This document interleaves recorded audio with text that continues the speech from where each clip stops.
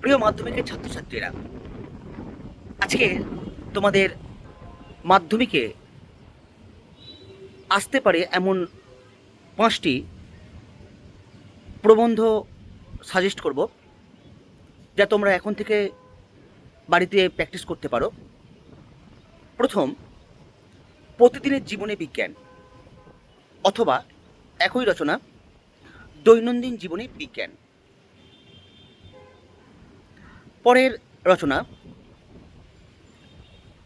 তোমার দেখা একটি গ্রাম্য মেলার অভিজ্ঞতা। তোমার দেখা একটি গ্রাম্য মেলা, এটাও হতে পারে। 3 নম্বর, তোমার জীবনের স্মরণীয় একটি ঘটনা। তোমার জীবনের স্মরণীয় একটি ঘটনা।